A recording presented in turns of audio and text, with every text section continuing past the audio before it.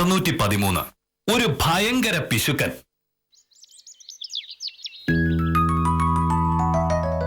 പെട്രോളിന്റെയും ഡീസലിന്റെയും വില കുത്തനെ കൂട്ടി. പെട്രോളിന്റെയും ഡീസലിന്റെയും വില ഇന്നലെ മുതൽ കൂടി. അന്താരാഷ്ട്ര വിപണിയിലെ എണ്ണവില വർദ്ധിച്ചതിനെ തുടർന്നാണ് ഇത് വേണ്ടി വന്നതെന്ന് എണ്ണ കമ്പനികൾ പറയുന്നു. ഇന്ധനവില ഉയർന്നതിന്റെ പിന്നാലെ അവശ്യ സാധനങ്ങൾക്കൊക്കെ വില ഉയരുമെന്നുള്ള ആശങ്കയിലാണ് സാധാരണക്കാർ. കഷ്ടം. ഇനിയും അരിയുടെയും പച്ചക്കറിയുടെയും വില കൂടിയ സാധാരണക്കാർ എന്ത് ചെയ്യും? എങ്ങനെ ജീവിക്കും? ആ ഫോൺ എടുക്ക. രാവിലെ പത്രം വായിക്കാൻ സമ്മതിക്കില്ല.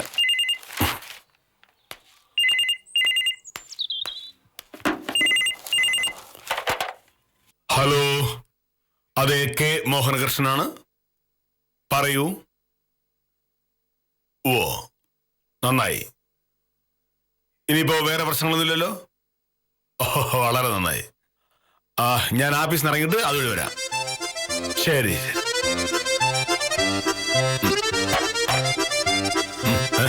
നീ ഇങ്ങോട്ട് രാവിലെ? അത് കൊള്ളാം. രാവിലെ 9 മണിക്കാ പരമേശ്വര സാറിന്റെ ഓഫീസിലാന്ന് ഞാൻ പറഞ്ഞിരിക്കുന്നത്. ഞാൻ ഇന്നലെ രാത്രി മോഹനോട് പറഞ്ഞതല്ലേ. സദാനന്ദ സാറ് വാദിക്കേണ്ട കേസാ. പക്ഷെ സാറിന് ഈ ആഴ്ച മുഴുവനും തിരക്കാ. അതുകൊണ്ട് കേസ് എന്നെ ഏൽപ്പിച്ചു. കേസ് വാദിക്കുന്നത് ഞാനാന്ന് പറഞ്ഞപ്പോ പരമേശ്വര സാറിന് അത്ര ഇഷ്ടപ്പെട്ടില്ല എന്നാണ് സദാനന്ദ സാറ് പറഞ്ഞത്. ഇത്രയും പ്രധാനപ്പെട്ട കേസ് ജൂനിയർ വക്കീൽ വാദിച്ചാൽ മതിയോ എന്ന് ചോദിച്ചെന്ന്. അപ്പൊ സദാനന്ദ സാർ പറഞ്ഞു, സത്യഭാമ എന്നെക്കാട്ടിലും പിടിക്കുകയാണ് എന്ന്. അങ്ങനെ ഒരിക്കലും പറഞ്ഞിട്ടുണ്ടാവില്ല. ലോകത്ത് ഏതെങ്കിലും ഒരു വക്കീൽ സമ്മതിക്കോ മറ്റൊരു വക്കീൽ തന്നേക്കാൾ കൊള്ളാവുന്ന ഒരാളാണെന്ന്? സദാനന്ദ സാർ മോഹനേട്ടനെ പോലൊരു ദുർവാശിക്കാരനല്ലല്ലോ. ആര് നല്ലത് ചെയ്താലും അത് നല്ലതാണെന്ന് സാറ് പറയും. അതും മറ്റുള്ളവരുടെ മുന്നിൽ വെച്ച് അഭിനന്ദിക്കുകയും ചെയ്യും. മോഹനേട്ടനോ, ഞാൻ എന്ത് നല്ലത് ചെയ്താലും അഭിനന്ദിക്കില്ല എന്ന് മാത്രമല്ല, ആ ചെയ്തതിൽ എന്തെങ്കിലും ഒരു കുറ്റമുണ്ടോ എന്ന് കണ്ടുപിടിക്കാൻ നോക്കുകയും ചെയ്യും. അങ്ങനെ അഭിനന്ദിക്കേണ്ടതായി എന്തെങ്കിലും ഒരു കാര്യം നീ ചെയ്തതായിട്ട് എനിക്ക് ഇതുവരെ തോന്നിയിട്ടില്ല. തോന്നൂല മോഹനേട്ടാ. അങ്ങനെ ഭാര്യയെ പറ്റി നല്ലത് പറഞ്ഞാൽ അത് കുറച്ചിലാണ് എന്ന് കരുതുന്ന ഒരു ശരാശരി മുഷ്കൻ ഭർത്താവാണല്ലോ എന്റെ മോഹനേട്ടൻ. അതുകൊണ്ട് മോഹനേട്ടന്റെ ഭാഗത്തുനിന്ന് അഭിനന്ദനം ഞാൻ പ്രതീക്ഷിക്കുന്നതേ ഇല്ല. അയ്യോ, സമയം 8 പോന്നു. 10 മിനിറ്റിനുള്ളിൽ ഇറങ്ങിയിട്ടുണ്ടെങ്കിൽ 9 മണിക്ക് എനിക്ക് പരമേശ്വര സാറിന്റെ ഓഫീസിൽ എത്താൻ പറ്റുള്ളൂ. ആള് കൃത്യനിഷ്ഠയിൽ മോഹനേട്ടനെക്കാട്ടിലും കഷ്ടമാണെന്നാ പറഞ്ഞത്. 9:15 വേറൊരു മീറ്റിംഗ് ഉണ്ടെന്ന്. അതുകൊണ്ട് ഇനിയും താമസിച്ചിട്ടുണ്ടെങ്കിൽ ആകെ പ്രശ്നമാകും. മോഹനേട്ടന്റെ ഷർട്ട് മുടി ഞാൻ തേച്ച് വെച്ചിട്ടുണ്ട്. രാവിലെ കഴിക്കാനുള്ളത് വിളമ്പി പ്ലേറ്റിലും വെച്ചിട്ടുണ്ട്. ഉച്ചയൂണ് ചോറ്റുപാത്രത്തിലാക്കി അടുക്കള ഇരിപ്പുണ്ട്. ഇനി എനിക്ക് ഇറങ്ങാലോ. അതാരാണ് നോക്കിയ മോനേട്ടാ? അപ്പോഴേക്കും ഞാൻ ബാക്കി ജോലി തീർക്കട്ടെ.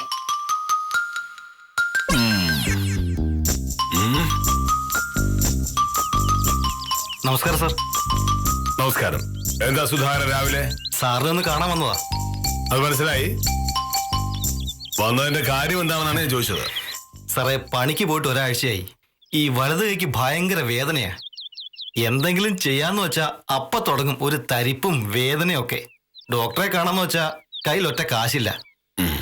സാറ് 1000 രൂപ തരണം. എന്തിന്? വീട്ടു സാധനങ്ങളൊക്കെ തീർന്നു. ഇനിയിപ്പോ ഈ കൈയുടെ വേദന മാറാതെ ജോലിക്ക് പോകാനും പറ്റില്ല.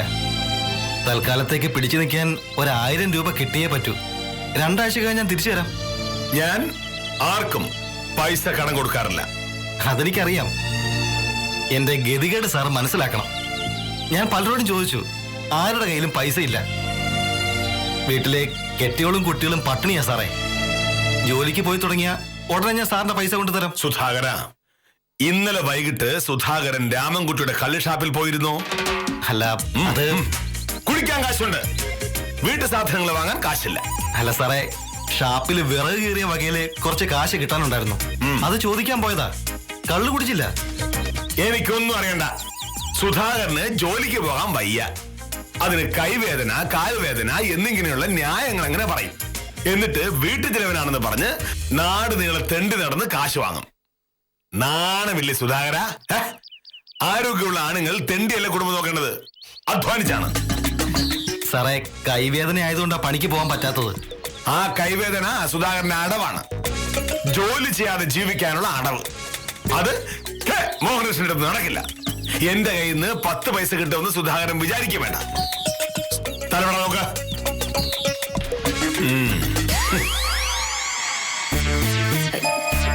എന്താണ് പ്രശ്നം? കൈക്ക് ഭയങ്കര വേദനയാ വക്കീലെ. പണിക്ക് പോയിട്ട് ഒരാഴ്ചയായി. വീട്ടിലെ അവസ്ഥ വലിയ കഷ്ടമാ. നിങ്ങളെ പോലുള്ളവർക്ക് അതൊന്നും പറഞ്ഞാൽ മനസ്സിലാവത്തില്ല. മോഹനേശ്വർ സാറിനോട് കുറച്ച് കാശ് കടം ചോദിക്കാൻ വന്നതാ.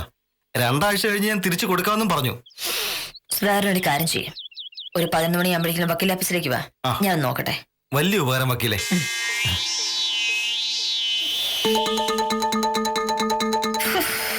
ഇങ്ങനൊരു പിശുക്ക്.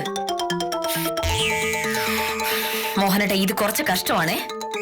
ഒരാൾ ഗതികേട് കൊണ്ട് നമ്മുടെ മുന്നിൽ കൈ നീട്ടുമ്പോ കുറച്ചുകൂടെ മനുഷ്യത കാണിച്ചൂടെ? ഗതികേട് കൊണ്ടാണ് കൈ നീട്ടിയതെന്ന് എനിക്ക് തോന്നുന്നില്ല. പിന്നെ എന്താണ്? ഏതെങ്കിലും ഒരു മനുഷ്യർ ഒരു നിവർത്തി ഉണ്ടെങ്കിൽ മറ്റുള്ളവരോട് ഇങ്ങനെ ഇറക്കാൻ നടക്കും മോഹനേട്ട? അതും മോഹനേട്ടനെ പോലെ ആർത്ത കൈക്ക് ഉപ്പ് തേക്കാത്ത ഒരു ദുഷ്ടന്റെ അടുത്ത്. സുധാകരൻ നമുക്ക് അറിയാത്ത ആളല്ലല്ലോ, പണിക്ക് പോയിക്കൊണ്ടിരുന്നതല്ലേ. ഇപ്പൊ കൈക്ക് വേദന എന്ന് പറഞ്ഞ മോഹനേട്ട കേട്ടതല്ലേ? കൈക്ക് വേദന ഉള്ള ഒരാള് എങ്ങനെ ജോലിക്ക് പോകുന്നേ? ഞാനും ജോലിക്ക് പോകുന്ന ഒരാളാണ്. സർക്കാർ മാസാമാസം തരുന്ന ശമ്പളം മാത്രമാണ് എന്റെ വരുമാനം. എന്തെങ്കിലും അസുഖം വന്ന് 1 ആഴ്ചയോ 2 ആഴ്ചയോ ജോലിക്ക് പോകാൻ പറ്റാതെ വന്നാൽ എന്റെ ശമ്പളത്തിലും കുറവ് വരും. അപ്പൊ നമ്മൾ എങ്ങനെ ജീവിക്കും? മോഹനേട്ടൻ അക്കൗണ്ട് ഇഷ്ടംപോലെ കാശ് ഇടമുണ്ടല്ലോ. ആ കാശ് എങ്ങനെ ഉണ്ടായി? മാസ ശമ്പളത്തിൽ നിന്ന് ഞാൻ മിച്ചം പിടിച്ചുണ്ടാക്കിയ കാശാണ് ബാങ്കിൽ കിടക്കുന്നത്. അങ്ങനെ മിച്ചം പിടിക്കാനായി ഞാൻ ധൂർത്തൊഴിവാക്കുമ്പോ നിങ്ങളൊക്കെ പറയും ഞാൻ പിശുക്കനാണ്, അറുത്ത് കൈക്ക് ഉപ്പ് തേക്കാത്തവനാണ് എന്നൊക്കെ. ശരിയാണ്, ഞാൻ അങ്ങനെ പിശുക്കനായതുകൊണ്ട് എനിക്ക് തരക്കേടില്ലാത്ത സമ്പാദ്യമുണ്ട്. ഒരസുഖം വന്നാൽ ആരുടെ മുന്നിൽ കൈനീട്ടേണ്ട ഒരു ഗതികേട് എനിക്ക് വരില്ല. മനസ്സിലായോ? സ്വന്തം കാര്യം മാത്രം നോക്കി ജീവിക്കുന്നവരോ അല്ലെങ്കിൽ ഇങ്ങനെയൊക്കെ തന്നെ പറയും. അതെ, ഞാൻ സ്വന്തം കാര്യം നോക്കി ജീവിക്കുന്ന ഒരാളാണ്. ഭാമേ, സ്വന്തം കാര്യം നോക്കാതെ അന്യരുടെ കാര്യം നോക്കി നടന്നാൽ ഒടുവിൽ നമുക്കൊരാവശ്യം വരുമ്പോൾ നമ്മളെ സഹായിക്കാൻ ആരും കാണില്ല. അത് നീ ഓർത്തോ?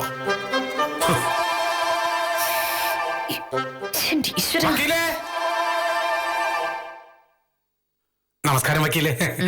ഇന്നെന്താണ് വക്കീൽ നേരത്തെ ഇറങ്ങിയോ? എന്ത് പറ്റി? ഗ്ലോബൽ ഇൻഡസ്ട്രീസിലെ പരമേശ്വര സാറിന് ഒരു കേസുണ്ട്. സദാനന്ദ സാർ അന്വേഷിച്ച കേസാ. ഞാൻ ജൂനിയർ ആയതുകൊണ്ട് നേരിട്ട് ഇന്ന് സംസാരിക്കണമെന്ന് പരമേശ്വര സാറിന് നിർബന്ധം. 9 മണി മുതൽ 9:15 വരെ 15 മിനിറ്റ് ആവും തന്നിരിക്കുന്നത്. പരമേശ്വര സാറിന്റെ കേസൊക്കെ വാദിക്കാന്ന് വെച്ചാ വക്കീല് വലിയ ആളായി പോയല്ല. ഇനിയിപ്പോ എന്നെ പോലുള്ളവരുടെ നക്കാപ്പിച്ച കേസൊക്കെ വക്കീല് വാദിക്കുവോ? ഉത്തമ, വെറുതെ എന്റെ വാലിരിക്കുന്നത് കേൾക്കാനുള്ള വഴി നോക്കല്ലേ. എന്നിട്ട് രാവിലെ വന്നെന്ന് പറ. സാറില്ലേ? സാറിനെ കാണാൻ വന്നതാ. പിന്നെ തന്നെ അവിടെ നിന്ന് വക്കീലേന്ന് വിളിച്ചത്. അല്ല വക്കീലെ, സത്യം പറയാലോ, എനിക്കൊരു 5000 രൂപയുടെ ആവശ്യമുണ്ട്. ഒരു 1, 2, 3 ദിവസത്തെ കാര്യം. വെള്ളിയാഴ്ച രാവിലെ തിരിച്ചു തരാം. എന്റെ കയ്യിലില്ല ഉത്തമ. മോഹനോടൊന്ന് ചോദിച്ചു നോക്ക്. ഉത്തമനും മോഹനോടനും ഭയങ്കര കൂട്ടല്ലേ. ഉത്തമൻ ചോദിച്ച മോഹനോട് തരും. നടന്നത് തന്നെ. എന്റെ വക്കീലെ, മോഹനേട് സാറിന് കാണുമ്പോഴുള്ള സ്നേഹം മാത്രമേ ഉള്ളൂ. കാശ് മുടക്കിയിട്ടുള്ള ഒരു കാര്യത്തിന് സാറിനെ കിട്ടൂല. ഞാനല്ല, ഇപ്പൊ വക്കീല് ചോദിച്ചാൽ പോലും മോഹനേട് സാർ 10ന്റെ പൈസ വരുമെന്ന് എനിക്ക് തോന്നുന്നില്ല. ഞാൻ ചോദിച്ച തരില്ല. പക്ഷെ അതുപോലെയല്ലോ ഉത്തമൻ. മോഹനേട്ടൻ എന്താവശ്യം ഉണ്ടെങ്കിലും കൂട്ടി നിൽക്കുന്ന ഉത്തമനല്ലേ. അതുകൊണ്ട് എന്താ വക്കീലെ കാര്യം? ഇന്നലെ ഉണ്ടായ സംഭവം തന്നെ എടുക്കാം.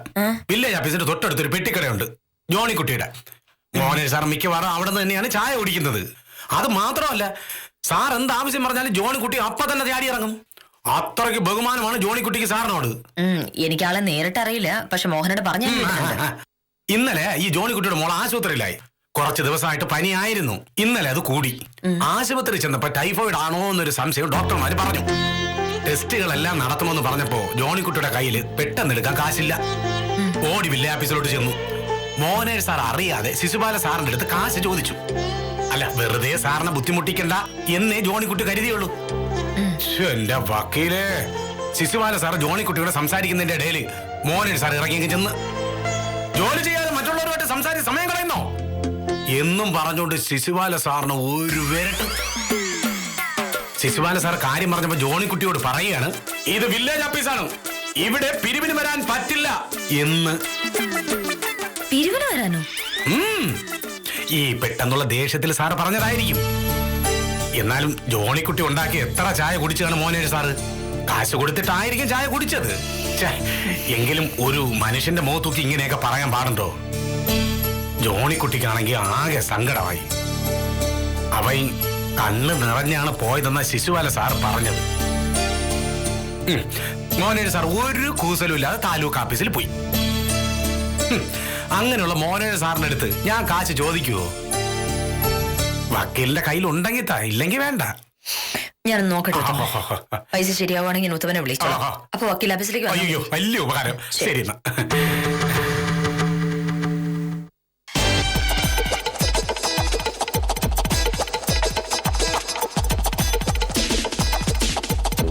മോനേട്ടാ,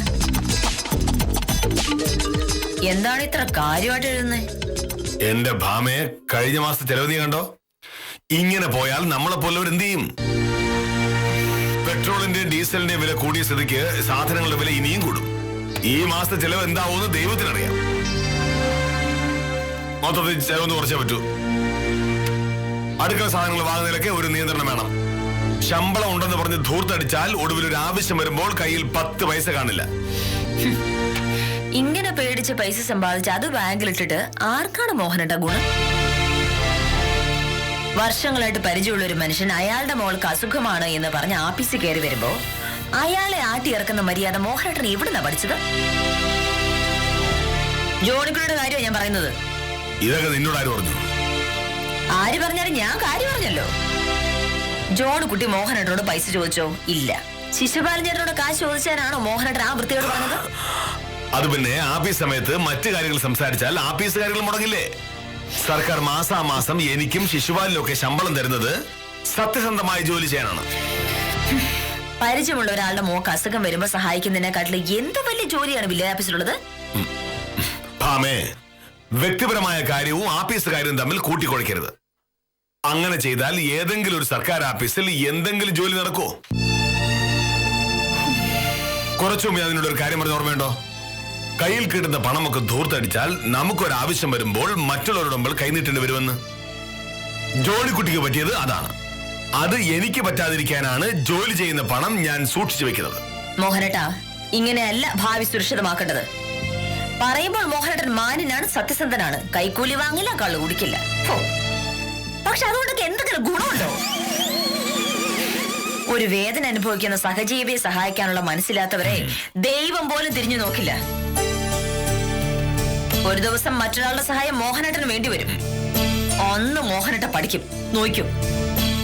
ഞാൻ ഇറങ്ങുക. എനിക്കും പണിക്ക് പരമേശ്വര സാറിനെ കാണണം. എന്തെങ്കിലും ജോലി ചെയ്ത് 10 പൈസ സമ്പാദിച്ചില്ലെങ്കിൽ നാളെ എനിക്ക് എന്തെങ്കിലും ആവശ്യം വരുമ്പോഴും ജോണിക്കുള്ള അവസ്ഥയാവൂല്ലോ. മോഹനേട്ടൻ 10 പൈസ തരുമെന്ന് കരുതാൻ പറ്റില്ലല്ലോ. പിശുക്കൻ.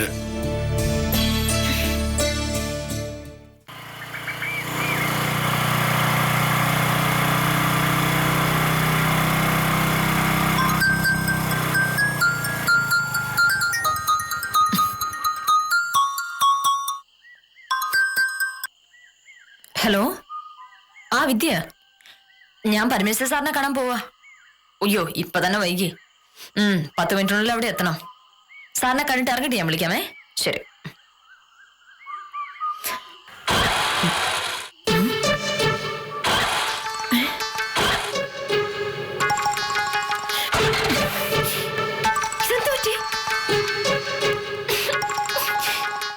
ഈശ്വര, ഈ നേരമില്ലാത്ത നേരത്താണ് ഈ സ്കൂട്ടർ ഇങ്ങനെ. ഇനി എന്ത് ചെയ്യും?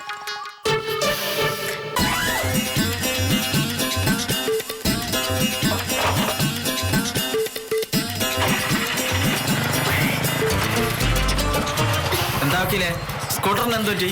സ്റ്റാർട്ട് ആവുന്നില്ല. പെട്രോൾ ഉണ്ടാവും, നോക്ക് വക്കീലേ.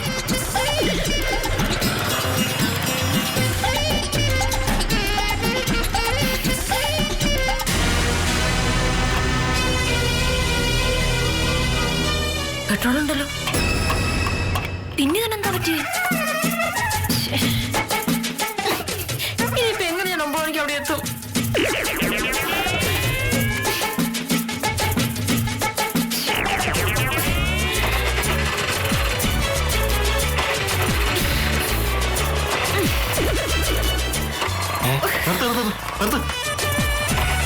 വക്കീലല്ലേ അത്? ആ, നീ വിട്ടു.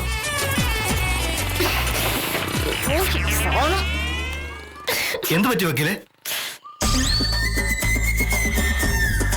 എനിക്ക് വക്കീലിനെ അറിയാം. വണ്ടിക്ക് എന്ത് പറ്റിയതാ?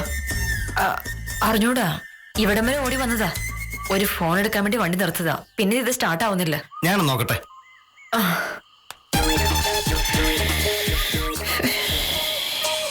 എന്റെ ഈശ്വരാ, സകല പരിപാടിയും പാളില്ലോ.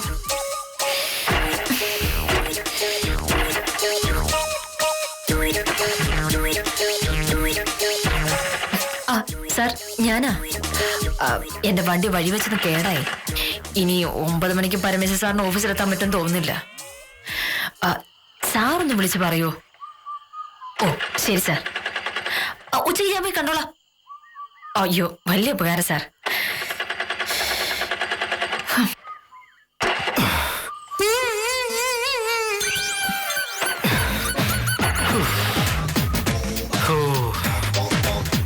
ഇത് ശരിയാവാൻ തോന്നില്ല വക്കീലെ. വർക്ക്ഷോപ്പിൽ കൊണ്ടുപോകണം.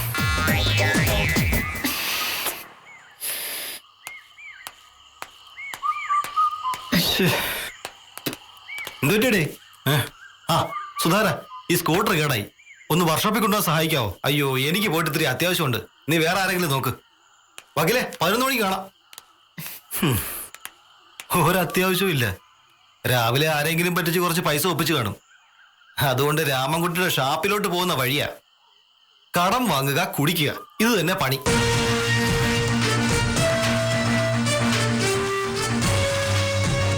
സാരമില്ല, ഞാനിതങ്ങ് തള്ളിക്കൊണ്ട് പൊക്കോളാം. 1/2 കിലോമീറ്ററല്ലേ ഉള്ളൂ. നന്നാക്കി വീട്ടിലോ ആഫീസിലോ എവിടാണെന്ന് വെച്ചാൽ കൊണ്ടുതരാം.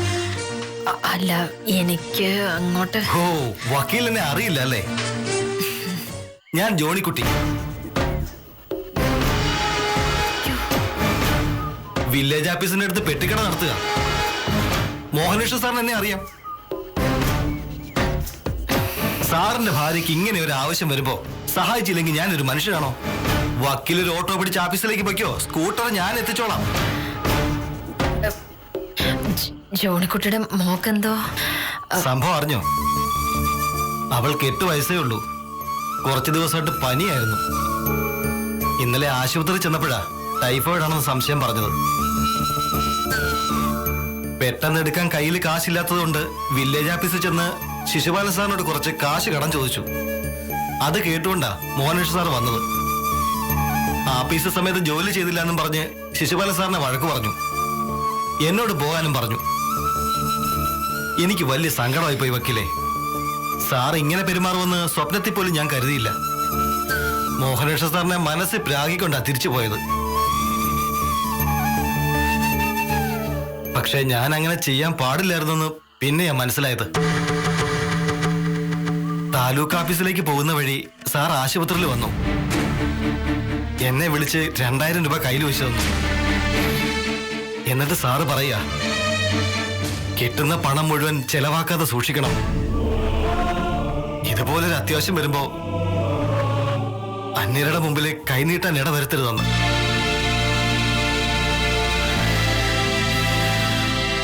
സാറ് പൈസ തന്ന കാര്യം ആരോടും പറയരുതെന്നും പറഞ്ഞു. മോളെ കണ്ട് സംസാരിച്ചിട്ടാ സാറ് പോയത്. അവൾക്കും വലിയ സന്തോഷമായി. മോഹനേശ്വർ സാറിനെ പോലെ നല്ല മനസ്സുള്ള വേറൊരു മനുഷ്യനെ ഞാൻ കണ്ടിട്ടില്ല. വേറെ ആരെങ്കിലും ആയിരുന്നെങ്കിൽ ഒരു സഹായം ചെയ്താ അത് നാട് മുഴുവൻ പാടി നടക്കുമായിരുന്നു. സാറിന് അതൊന്നും ഇഷ്ടമല്ല. അപ്പൊ എങ്ങനെ, സ്കൂട്ടർ ഞാൻ കൊണ്ടുപോക്കട്ടെ വക്കീലേ?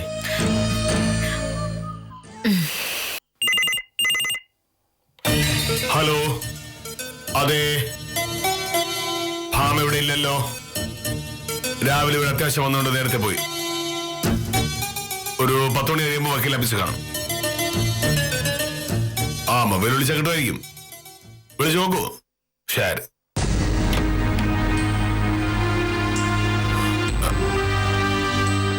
നീ പോയില്ലായിരുന്നു? നീയല്ലേ പറഞ്ഞത് കൃത്യം 9 മണിക്ക് പരമേശ്വര സാറിനെ കാണണമെന്ന്? കാണാൻ പറ്റില്ല. അതുപറ്റി വഴിക്ക് വെച്ചിന് സ്കൂട്ടർ കേടായി. ഇതാ ഞാൻ പറയുന്നത്, യന്ത്രങ്ങളെ അമിതമായി വിശ്വസിക്കരുതെന്ന്. ഇത്തരം സാധനങ്ങൾ എപ്പോ വേണമെങ്കിലും കേടാവുന്നതാണ്. അങ്ങനെ കേടായാൽ നമ്മുടെ കാര്യം നടക്കാതെ വരും. യന്ത്രങ്ങൾ മാത്രമല്ലല്ലോ, ചില മനുഷ്യരെയും വിശ്വസിക്കാൻ പറ്റില്ല. അത് വളരെ ശരിയാണ്. അതുകൊണ്ടാണല്ലോ ഞാൻ ഓരോ കാര്യവും വളരെ ആലോചിച്ച് ചെയ്യുന്നത്. അതുകൊണ്ട് നിന്റെ സ്കൂട്ടർ എവിടെ? അത് വർഷോപ്പിൽ കൊണ്ടായാലും ശരിയാവുള്ളൂ. അതുകൊണ്ട് അതൊരാളെ ഏൽപ്പിച്ചിട്ട് ഞാനിങ്ങ് പോന്നു. ആരെ? ഞാൻ ആദ്യമായിട്ട് അയാളെ കാണുന്നത്. പക്ഷെ എന്നോട് അയാൾ പറഞ്ഞു അയാൾ ദാസപ്പന്റെ വർഷോപ്പിൽ കൊണ്ടുപോയി അത് നന്നാക്കി വക്കീലാഫീസിലോ ഇവിടെയോ കൊണ്ടുവന്ന് ഏൽപ്പിച്ചയാളാന്ന്. ഞാൻ വണ്ടി അയാളെ ഏൽപ്പിച്ചിട്ട് പോന്നു. ഇനി 11 മണിക്ക് എനിക്ക് പോയാൽ മതിയല്ലോ. ആദ്യമായി കാണുന്ന ഒരാളെ സ്കൂട്ടർ ഏൽപ്പിച്ചിട്ട് നീ ഇങ്ങ് പോന്നോ? അയാൾ ആരാണെന്ന് എങ്ങനെ അറിയും? എനിക്ക് പരിചയമില്ലാതെ ഉള്ളൂ. മോഹനേട്ടനെ അയാൾക്കറിയാം. ആരാത്? ജോണിക്കുട്ടി എന്നാണ് പേര് പറഞ്ഞത്. വില്ലേജ് ഓഫീസിനടുത്ത് പെട്ടിക്കട നടത്തുന്ന ആളാണെന്നും പറഞ്ഞു. അയാളുടെ മോളാണ് ടൈഫോയിഡ് വന്ന് ആശുപത്രി കിടക്കുന്നത്. മോഹനേട്ടൻ ആളെ മനസ്സിലായില്ല. ആ ജോണിക്കുട്ടി. അയാൾ ആ വഴി വന്നേ? കള്ള വില്ലേജ് ഓഫീസറായി ഒരുപാട് അഭിനയിക്കല്ലേ, ഓവറായി പോവും. ജോണിക്കുട്ടി എന്നോടെല്ലാം പറഞ്ഞു. ഇന്നലെ ആശുപത്രി പോയ കാര്യവും ജോണിക്കുട്ടിക്ക് പൈസ കൊടുത്ത കാര്യമൊന്നും എന്നോട് പറയാതിരുന്ന എന്താ? എങ്ങനെ പറയും? ആരോ പറയുന്നത് കേട്ട് നീ ചാടിക്കടിക്കാൻ വന്നല്ലേ? എന്താ ഉണ്ടായെന്ന് പോലും നീ ചോദിച്ചില്ല. ഭാമേ, നമ്മളൊരാളെ സഹായിക്കുന്നത് മറ്റൊരാളെ കാണിക്കാൻ വേണ്ടി ആവരുത്. വില്ലേജ് ഓഫീസിൽ വെച്ച് ഞാൻ ജോണിക്കുട്ടിക്ക് പൈസ കൊടുത്തിരുന്നുവെങ്കിൽ എല്ലാവരും കാണുമായിരുന്നു, എന്നെപ്പറ്റി നല്ലത് പറയുകയും ചെയ്യുമായിരുന്നു. പക്ഷെ ജോണിക്കുട്ടിയുടെ കാര്യമോ? മോഹനകൃഷ്ണൻ സാറിന്റെ കാരുണ്യം കൊണ്ട് അവന്റെ മോൾ രക്ഷപ്പെട്ടു എന്നേ പറയൂ. എന്തിനാ അതൊക്കെ? വലത് കൈ ചെയ്യുന്നത് ഇടത് കൈ അറിയരുതെന്നാണ് പ്രമാണം. അതുകൊണ്ട് ആരും അറിയണമെന്ന് വെച്ചു. എന്നാലും എന്നോട് പറയായിരുന്നു. സത്യം പറഞ്ഞ ഇന്നലെ അക്കാര്യം ഞാൻ മറന്നുപോയി. പിന്നെ ഇന്ന് ഓർമ്മ വന്നപ്പോ നീ എന്നെ കുറ്റപ്പെടുത്തുകയും ചെയ്തു. അപ്പൊ പിന്നെ പറയണ്ടെന്ന് വെച്ചു. ജോണിക്കുട്ടിയെ പോലൊരാൾ അവന്റെ മകളുടെ രോഗത്തെ പറ്റി പറയുമ്പോ അത് ഗൗനിക്കാതിരിക്കാൻ മാത്രം പശുക്കനാണോ ഭാമേ ഞാൻ? അല്ല, എന്റെ വില്ലേജ് ഓഫീസർ ഒരു ഭയങ്കര കടുവയുടെ രൂപമുള്ള ഒരു പാവ പൂച്ചക്കുഞ്ഞാണ്. ഈ ഹൃദയം മുഴുവനും നന്മയുമാ. അത് ഇന്ന് ഒരു വട്ടമല്ല 2 വട്ടം മനസ്സിലായി എനിക്ക്. രാവിലെ പൈസ ചോദിച്ചു വന്ന സുധാകരനെ ഞാൻ വഴിക്ക് വെച്ച് കണ്ടു. ഈ വില്ലേജ് ഓഫീസറുടെ ഭാര്യയായത് എന്റെ ഭാഗ്യ. I love you. മലയാളത്തിൽ പറയണോ? എനിക്ക് വില്ലേജ് ഓഫീസറോട് ഭയങ്കര പ്രേമോ. അത്ര എളുപ്പത്തിലൊന്നും ആർക്കും പിടികിട്ടില്ല. ഒരേ സമയം അറു പിശുക്കനും അതേസമയം അങ്ങേയറ്റത്തെ മനുഷ്യസ്നേഹിയുമായിരിക്കുക അത്ര എളുപ്പമല്ല. പക്ഷേ വില്ലേജ് ഓഫീസർക്ക് ഇതൊക്കെ പറ്റുമെന്നതാണ് ഇന്ന് മനസ്സിലായ പാഠം. സ്നേഹിക്കാൻ നന്നായി അറിയാവുന്ന ഈ വിചിത്ര ദമ്പതികൾക്ക് അഭിവാദ്യം അർപ്പിച്ച് ഇന്നത്തേക്ക് വിടാം. കാര്യം നിസാരം തുടരുന്നു.